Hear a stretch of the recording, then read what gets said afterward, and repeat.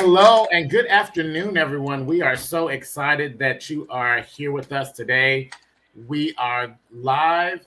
Our program Thrive Live with Energy Inc. and formerly known as Inner Light Incorporated. We are so glad that you're with us. We have a very special guest today. Her name is Erin, and Erin is going to share her story and her life with us. And so we so much appreciate you. My co-host today is Tawana Lee. She's our social worker on tap, and if there is a need, we will be sure to refer you. Thrive Live is a program that is sponsored by Health HIV and the DC Department of Health, and so we're excited to be able to bring to you very real stories, real people with real solutions. And so we're going to talk about what's been going on in Erin's life right now and have her share with us her story. And we're going to talk about getting access to mental health and how family traumas and dramas may affect people them individually, but also how what we do to prevent this from carrying on into the next generation. Erin is a mother with two small boys, and so she is also working to keep the drama from passing on, right, Erin, to another generation. Definitely. Tawana is having a couple of technical difficulties, but she will be right back with us. So, without much further ado, we're going to get started. We want to remind you that if you are looking for any particular help for mental health and for substance use disorders, you can see the message on the bottom of your screen there with the DC Department of Health Behavioral Helpline. That's 1-887 We Help. That's 202-673-2200. You can also call 202-561-7000. So without further ado, Erin, hey, Tawana, welcome. Hello. Hi, Aaron. Hi. Good to have you with us again, Tawana, my wonderful, beautiful co-host and sister, Tawana Lee. Hey, how are you? I'm okay. How are you? I'm good. Come on now, social work. I'm gonna need more. Oh, I'm gonna need more than okay. I'm gonna need some energy and pep. Come on, give it to us now. So we have another. For those of you that are watching or that are tuning in today, we will have another podcast that starts around 4 o'clock with another special guest. So without further ado, let's introduce to you Erin. Erin, why don't you tell us a little bit about your story? Take a few minutes to tell your story. We'll ask some questions and we'll see if we can get some insight that will help some of our watchers and viewers today. Erin? Of course. Well, I was brought into the world to two um, people who really could not stand each other. Um, my father woke up once after being sober and looked over at my mother and said, "Who the heck are you?" Like, he was just that drugged up. And she said, "Well, I'm your wife." And shocker, 22 years later, we found out they were actually never married. My mom just completely lied about that. Um, Growing up, my dad was in and out of my life. He wasn't a consistent person, but my mother was, but we were constantly on the streets. I grew up on the streets of downtown Denver, and she was in and out of homeless shelters. She was never, any job that she had, she'd always show up either high or drunk. And it was just this ongoing battle of trying to survive. Um, when my younger brother was born, who I had been adopted with when I got a little bit older, he was also in and out of the hospital with different issues like fetal alcohol effect and just all the issues that come with having a mother who was always on drugs. She never kept a job. Um, she got with another man who was constantly abusive to all of us in every single way. And we were finally taken away when I was about 8 years old. And then we were put into foster care, but my brother stayed with one family while I got moved around. So the people who eventually adopted us were the first foster family I was with. And as my foster family, I was always grateful for them. They eventually adopted us because the courts wouldn't let anybody split us up, me and my brother. And my mother was a narcissist, and she was bipolar. And this is both mothers, like my biological mother and my adopted mother, highly narcissistic and controlling in every way possible. And as a mom, looking back now, I always question how somebody could act that way and teach their children to be like that. So we do keep a distance away from almost all of my family because nobody wants their kids to be around that. We had one incident where we saw my parents for 3 weeks because of COVID, and we were just stuck there. They were in the middle of nowhere. They live in the middle of nowhere. And we were stuck there, and my sons got to witness firsthand how my mother can be. And so it was at that point that I decided that that was going to be at the end of that. And it's always really hard to come out of having parents like that. I went from one abusive relationship to the next. My husband was abusive and a narcissist. And it was just a pattern. And finally, I was fed up with that and said no more. You know, I got on antidepressants. I lost a lot of weight. I've grown as a person because at some point you realize that even though life has been one battle after another, I'm still alive. And I wasn't supposed to be. I've had many people tell me statistics of foster kids who come out of situations like me ending up in a ditch or in prison. And I'm a single mom who has her own place. And I'm just grateful every day that I was able to bounce back. And I've always told myself that I was a warrior. I was always a warrior. I was able to find good in every situation and just keep going. And it's difficult to move on from different things and not hold on to it. But at the end of the day, I'm still living, and God he just keeps giving. Well, Erin, thank you so much for sharing so much of your story. I remember talking with you before the show, and you mentioned also observing some traumas in your family, some issues with your parents and their substance use, and how did those things affect you? And did you ever find yourself repeating any of those patterns of substance use or other kinds of addictive types of behavior or other mental health challenges? I have a very addictive personality because of what I witnessed as a kid. My father was a drug addict, and I remember at the age of 3 walking up to him and telling him to stop because he would shoot up. And it was just constantly this not recognizing who I was sometimes. My mother would come home drunk and just puke all over the couch, and I was a 5-year-old who was picking up after her. And I swore that day, I remember what happened. She said she had been working, and she came home and she was just unrecognizable. And I hadn't seen her in probably 3 weeks. She would go days without coming home. And we had this little motel where there were these other people who were also drug addicts who would stay there and watch me for her. And she had been gone for a long time. And she came home and I didn't even recognize her. And I knew she was my mom. Like, you just know sometimes. And I took care of her. And I was just too little for that. And I swore that day I would never be like that. And so, no, I have an addictive personality.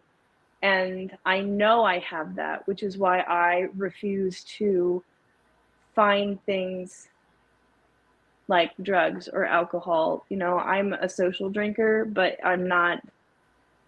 I know my limits. I've taught myself my limits. I know when to stop. But when it comes to other things, books or TV, I've taken my addiction, my addictive personality, and turned it into something else. I've gone somewhere else. I love education, so I'm constantly picking up biographies or something else to better myself. Because if I'm addicted to something, I might as well find something that's going to make me a better person and get addicted to that. It's just a transference, not so much getting rid of it, but transferring it to something else. Now, how many siblings do you have? I have 5 siblings.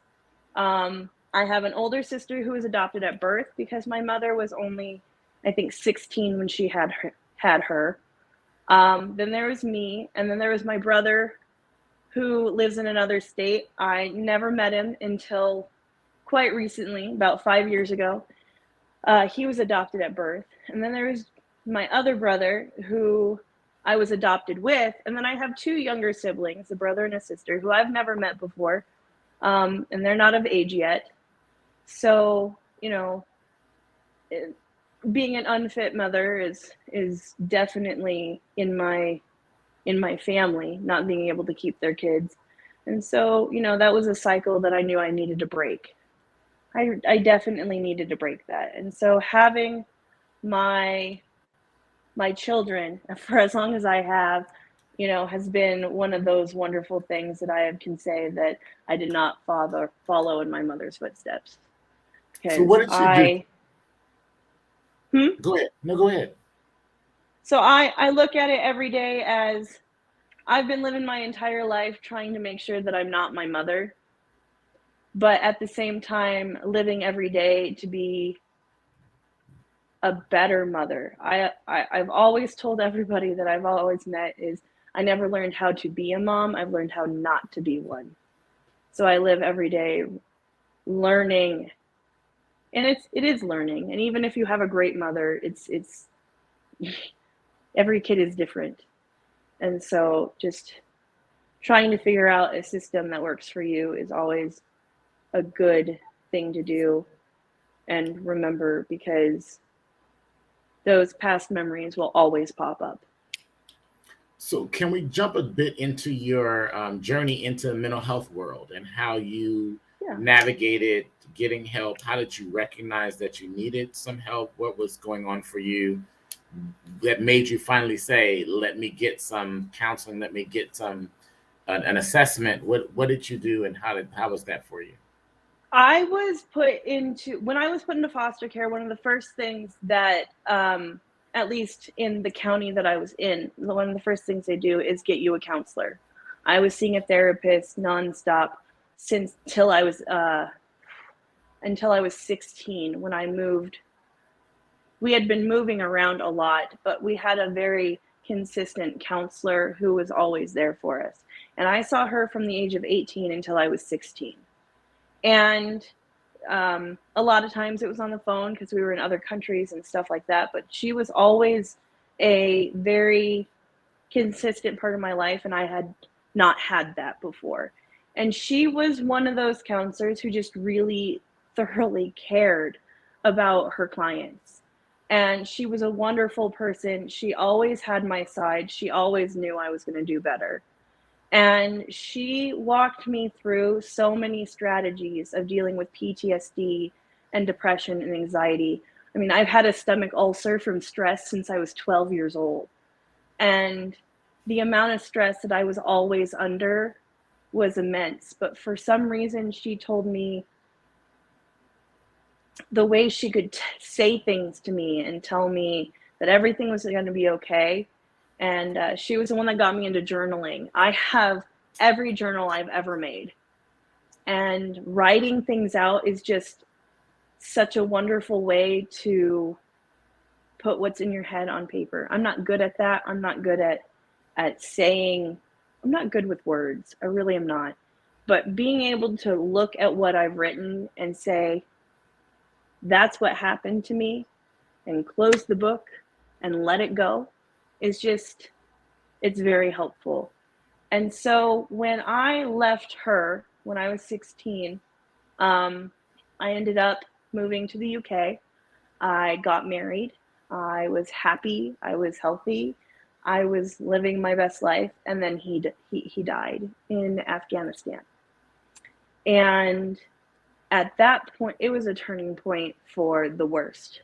Because at that point, I had to move back in with my parents for about 9 months, we moved from the UK back to America, and I jumped right back into a relationship because I was married. I was ready.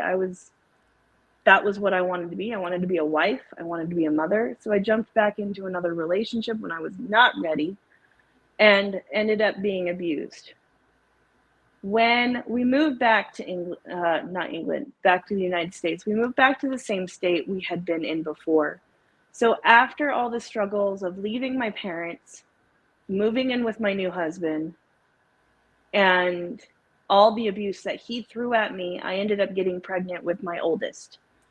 And my husband, did not want me to be pregnant at all. He just, something switched in his head, and he did not want me to be pregnant. He did everything in his power to make sure I did not keep the baby.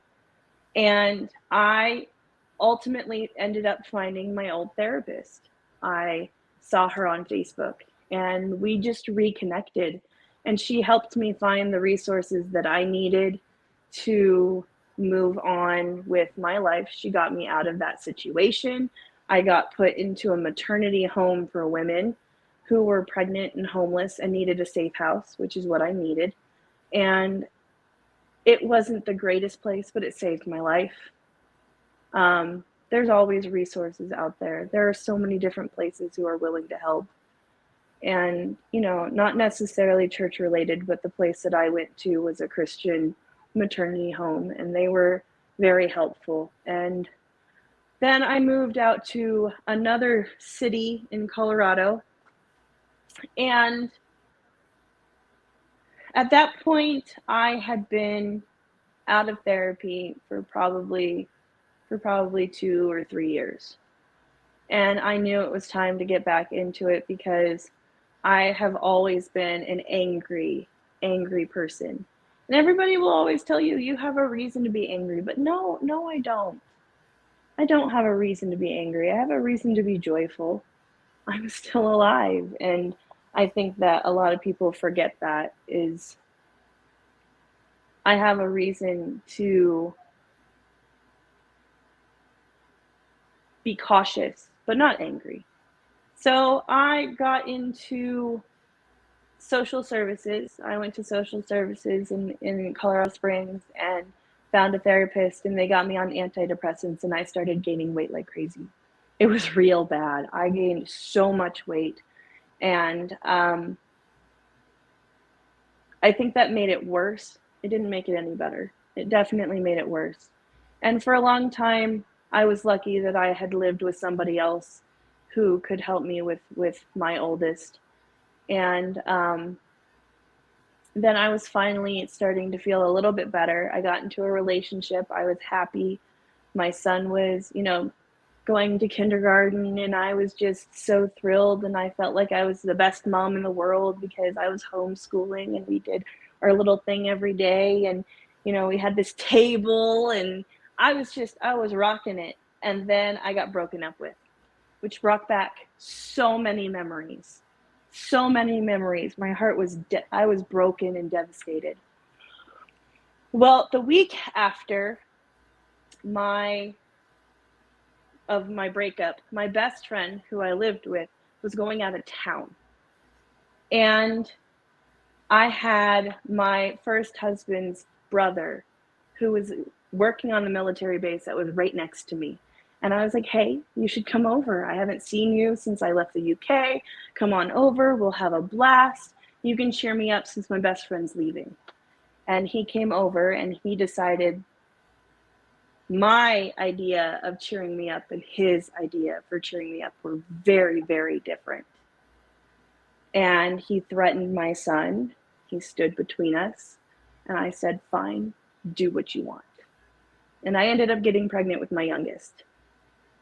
After that, I was broken again. And it took me probably 3 years to pick up the pieces and finally realize that bad things happen. You may be a good person, you may be a bad person, but a lot of things happen and you don't deserve them, whether you're good or bad.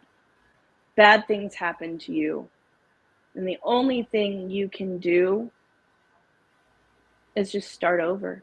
So I moved once again, and I would say that finally having peace over peace, that's a big thing. Peace, having peace that no matter what happens, you're going to pick up those pieces and be just fine.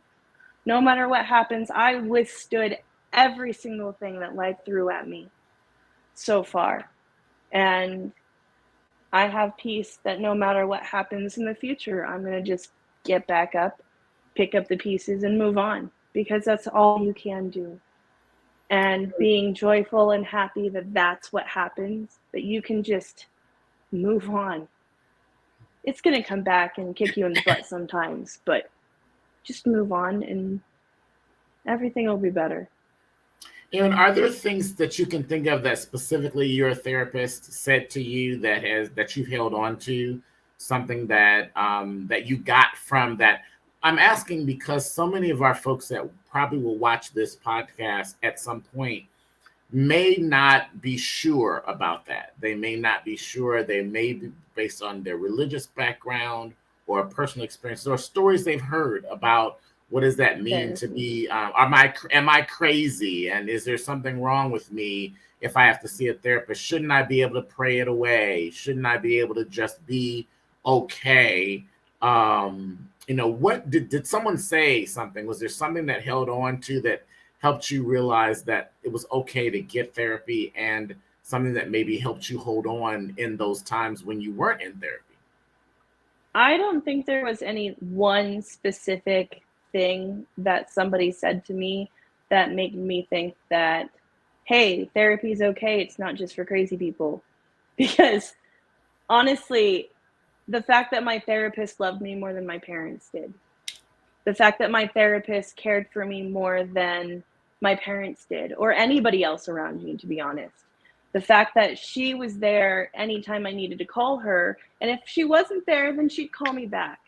It's just having somebody in your life that is there to talk when you're having a panic episode or a PTSD attack, or just you had a really bad day and needed to talk to somebody.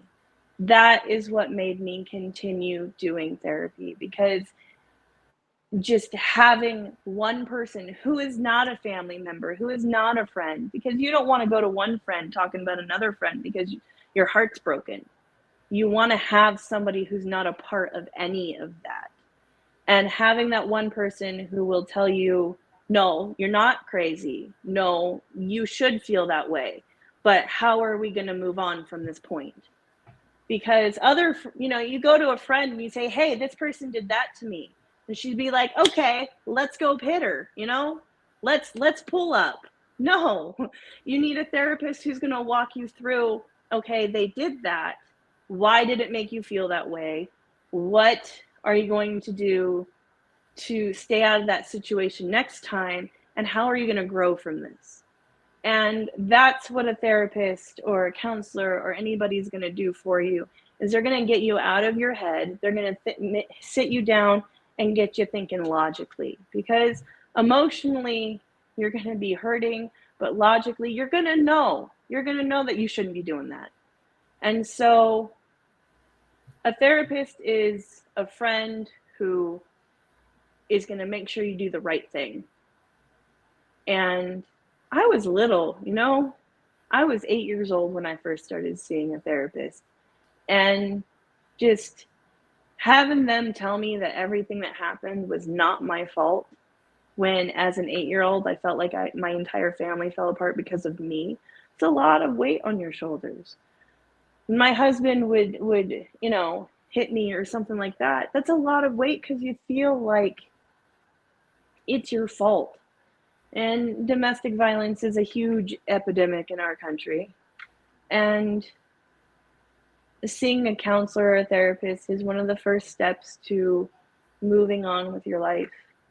And I know that if there's anybody who's out there listening to this, that if you ever feel stuck, like you can't do anything to get out of it, just remember it's just one step, just one step, just one step, and then you can run. And it's finding somebody or something in somebody that helps you make that first step. That's all you need is one step. And it's a good step. Thank you, Erin. That was everything was just so, it was so beautiful. It was so spot on. Like every question that I wanted, you said it as I was writing it down.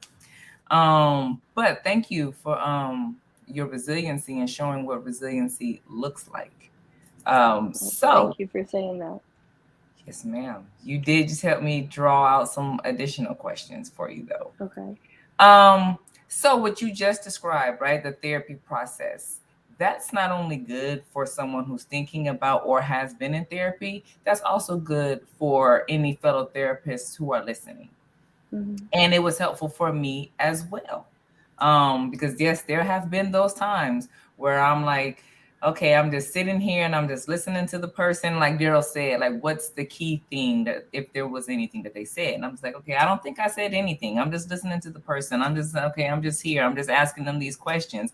And so for myself and other therapists, that was very important that you said that is what matters. We know this, right? We know this by the book. We know that that's what it said. We're told this over and over, that that's all that matters, is that you were there, that one person.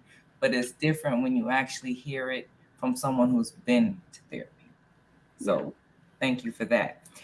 So my question, you started saying how journaling helped you and you had a stomach ulcer, right? Mm-hmm. Then later you talked about how you knew that you were angry. You've always been angry. What did the therapist help you with learning your signs, your warning signs? Like, how did you know you were angry? Was it something about your body or what? Because it's not just you. You're not an angry person. I think the one thing that made me realize that I was constantly angry was we had just moved back from the UK. And I didn't learn about this about myself until after I was 19. I was 19. And we had a 24-hour fitness that was just down the street. And we had like one of those really nice ones. They were huge. And my mom, as a gift, got me, my mom didn't get me gifts very often. If she did get me a gift, it was to hint that I needed to lose weight or something else. The narcissistic behavior. But besides the backhanded comment that came with the gift, I was thrilled because I was a gym rat. And I know I don't look like that now, but I was. And I would go every day and go to the gym. I would run there. I would run to the gym and then go and ask if I could use a printing machine, and they had a boxing station. And I would put a picture of who I was mad at on the oh my goodness, the punching bag. And then, beat it out and then go home because my parents were always yelling at each other. One day I ran, my parents had been fighting and they had brought me into the middle of it again because I'm supposed to fix the marriage. And I ran to the gym again. And as I walked in, the guy at the front desk said, "Who do I need to print out this time?" And I knew at that moment that it was just, I needed to let that go. If the guy at the front desk of the 24-hour fitness knows that I'm that angry, and who do I need to go punch right now, then I just need to figure out how to let that go. So when I eventually found my therapist again, and I relayed that to her, she told me that anger is a reaction of two different things: hurt and fear. And journaling has become a big thing because every time I get angry, I write down which of those two things I'm feeling. and why, and what I can do to fix that. Because anger is just a reaction of something that has occurred, not necessarily to you, but just has occurred. And if you can figure out how to fix the reaction, and I'm not saying like that makes you broken or a mess, or anger is such a natural feeling. But if you can figure out how to fix your own reaction to things that happen, then and just write it down, you'll see a pattern. And that was my biggest thing, was I started noticing a pattern of how something would upset me, I would get angry, and what I would do about it. And I started noticing that I didn't get less angry. I just started reacting differently to it. And I think that's all that is to be expected of us as human beings, is we're allowed fully to feel. You know, feeling is something, is a God-given thing. It keeps us alive. And it's probably a podcast for another day, but you know, having a very emotional boy, you know, and everybody's saying, well, he's just going to grow up to be not a manly man because he's emotional. Yeah, that's not true. As a woman, I can say I love it when men tell me their emotions, but you know, emotions have been so thrown out of whack in our society that you don't feel like you're allowed to express them. So if you just write them down, that can be expression enough. You don't have to react the wrong way to somebody. Just write it down and tell yourself how you're feeling and what you're going to do to fix it. So after that, coming up with the pattern and seeing how I fixed it, I noticed that my ulcers started, you know, going down. I wasn't as stressed as much. I have horrible eczema on my fingers. I have vascular eczema. The only time it comes out is when I'm really, really anxious or stressed. And that started going down, and it got better because I would just write it down and tell myself, look at how far you've come, you know? You know, I get flare-ups every now and again, but that's life. Life is a roller coaster. But as long as you react better the next time than you did the last time, then I'd say that's progress. Yes, indeed. So you talked about the importance of a therapist, right? Mm-hmm. So we have the little triangle that you should have: community support, family support, and professional support. So through all the things that you've gone through, you've already mentioned how family wasn't really there. No. You had the professional support of the therapist. So were your friends there? What kind of other social support did you have?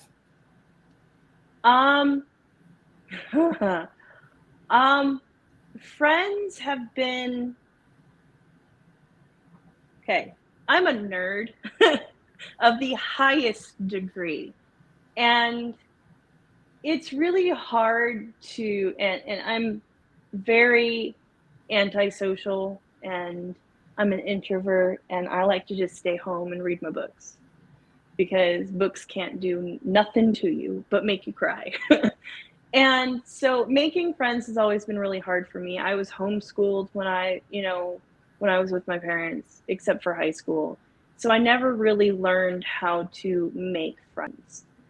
When I got to the homeless shelter, I met a woman who ultimately became my best friend. And we have since moved away from each other. And there became toxic.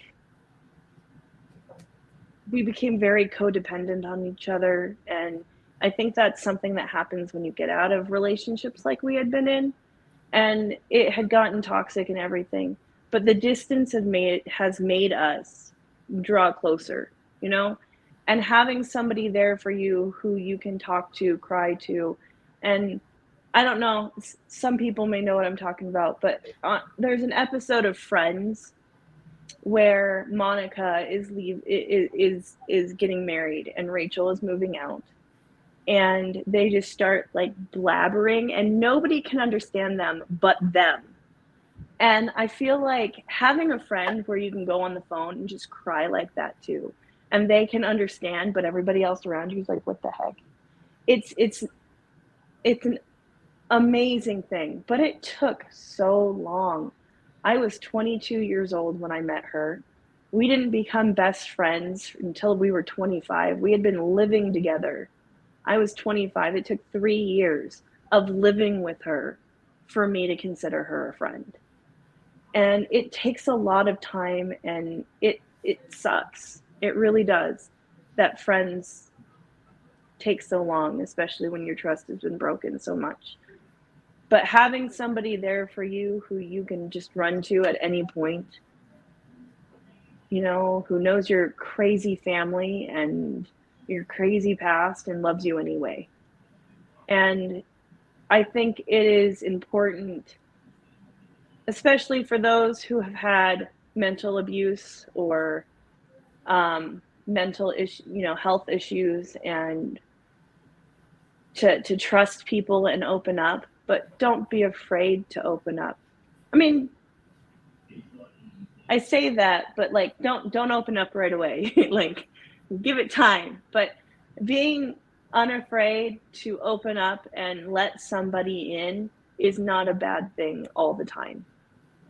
And so I think that having friends, especially when you don't have family, is a very important thing. And I have since made other friends, and it's, you know, I still like being in the comforts of my own home, but every now and again I'll go out, and it's nice. And they don't have to know everything about you. You know, they don't have to know the ups and downs of every abusive relationship you've ever had. But having somebody there who may not know what you're going through, but is happy that you are there is really enough sometimes. To just have somebody that you can go and just cry on, and not have anybody, they may not even care why you're crying. They're just there to let you cry. It's important. You know, Aaron, one of the things that we talk about in different settings, and even in the theater world where I also live and reign sometimes, is we talk. There's a theater exercise that says you stand with somebody, you look them in the face, and then you keep saying until you really feel it, I can be hurt by you. And it is the idea of being able to allow yourself that level of vulnerability. And in other settings, we talk to people about relationships, and we tell them that the best way for you to be able to have a legitimate relationship is to be able to be vulnerable, knowing that you can, when you let the guards down, that's when you know that you're really loving someone, when you know that that person has the capacity to hurt you. Not that you want them to hurt you, not that we're aiming for being hurt, right? But it tells you that your heart is open to receiving the love, because it can also receive and process a rejection. And if you're cold to that or not open to that, then you're really closed off, and the person wanting to love you can't fully get in there. So I think it's interesting that you talk about that.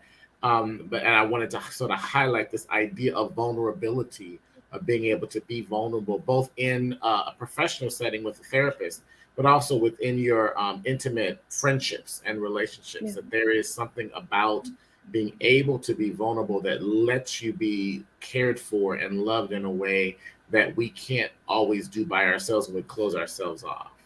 So you mentioned in the story that you told me about, and I want to dig too deep back in the past, other things you observed with your family, with your mom particularly, and then things that your adopted mom would say to you that were similar to things your mom had done. How do you keep yourself from saying and repeating those things that you've been hearing since you were a child, and the in and out of shelters, in and out of stability? What do you tell yourself that helps you? Or have you caught yourself and had to go back and fix some things that you might have said to your children that are repeats from things you've heard, or because it's in there, it's ingrained in us, that stuff, right? As much as we say we're not going to be our parents, I find myself sometimes saying, "Oh my goodness, I sound like so and so," and then I have to consciously make sure that my intention behind it is different than what I was perceiving the intention when I got it. So, as an example, my daughter will sometimes ask me something, and sometimes I don't respond. And that my dad used to do that, where it would really frustrate me. Where it's like, I'm asking you a legitimate question, you can really answer me. And this was not when I was 5; I was probably much older. So not answering it to me is rude and disrespectful to me, even though I'm a child, right? So for my daughter, sometimes I will find myself, she'll ask me, she's 5, so she'll ask a gazillion questions all in a row. And so sometimes I'm like, Definitely. where are we going right now? Well, you're in the car and we're going there. You're going to know where we're going as we get there, you know. But I have to remember that she has an inquisitive mind. She's making connections to what she sees, and so that she can know where she's at. And so asking the question is helpful. So I remind myself to answer those questions. So I'm curious, what do you do, if anything, to either catch yourself if you said something that you know was not the best thing to say to your children, or to prevent it when it's, you know, if it's coming up, you know? Well, my oldest is autistic and has ADHD. And so the inquisitive mind with him never stopped. Like, it is always constant. And he wants to be a marine biologist. So he'll ask me questions that I don't know what the duck does when that happens. Like, what? But he gets overly frustrated when I don't know an answer. And I remember looking back with, you know, and that's going based off of what you said. And I remember when I was younger and I would get frustrated with my mom because she didn't know answers, because I didn't start school until 3rd grade. I was in 3rd grade when I first went to school for the first time. And I didn't know anything. I knew nothing. And so I was always curious. And she would sit there and be like, well, why didn't you know that? Why didn't you know that? It's not that hard. You know, my mom was a mathematician. You know, she's an incredibly intelligent woman. She's so smart, it blows my mind. And I loved her for that. I loved how intelligent she was. I wanted to be that.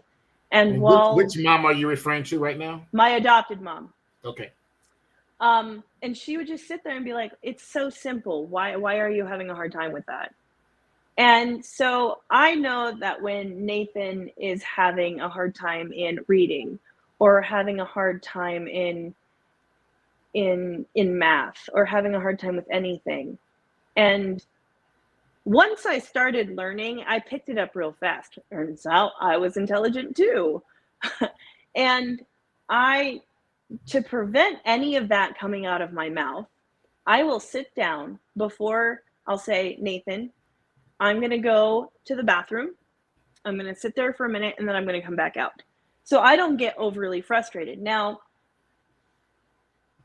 as it is with, you know, being frustrated with your children, we've had some yelling matches and I'm not proud of that, but I have never once said, you should just know that.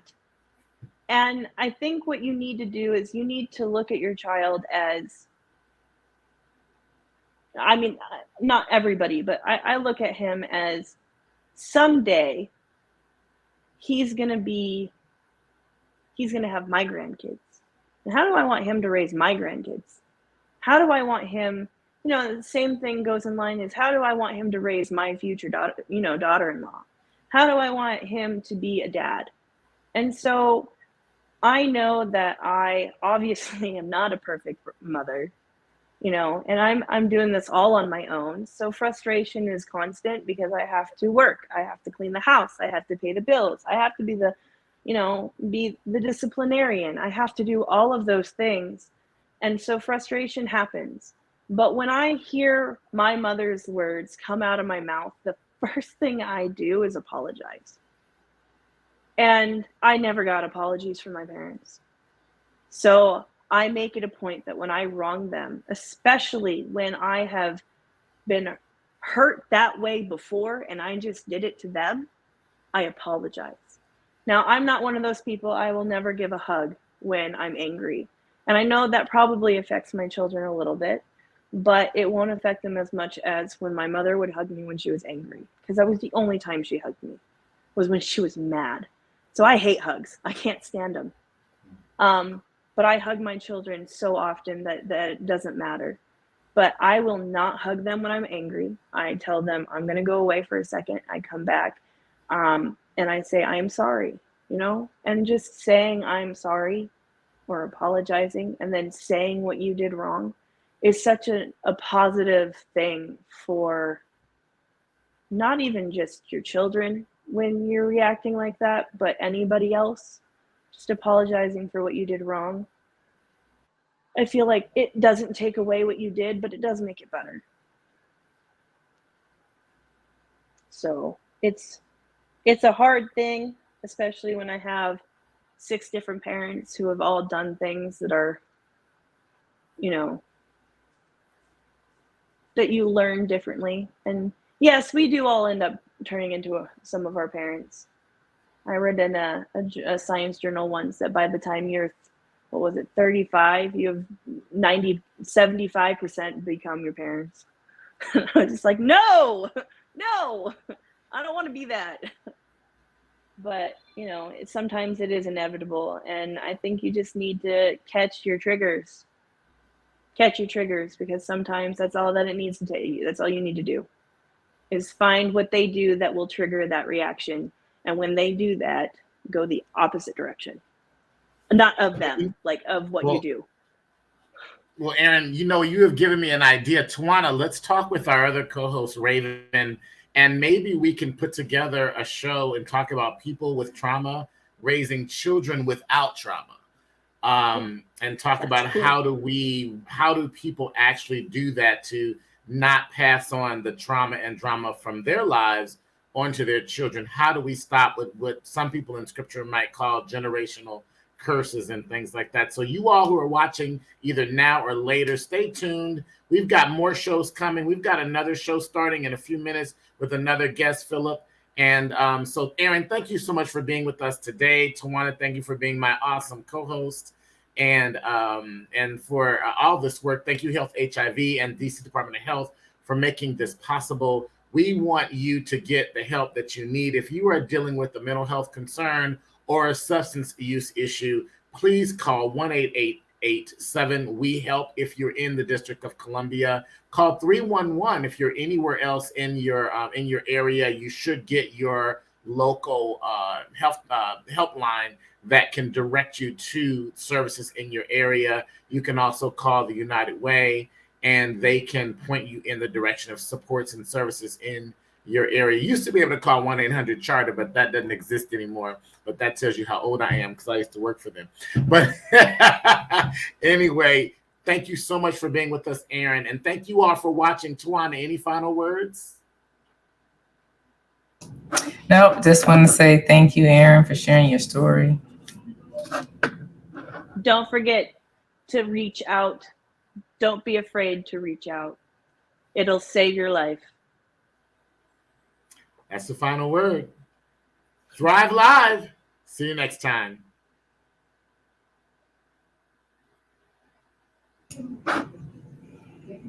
Awesome.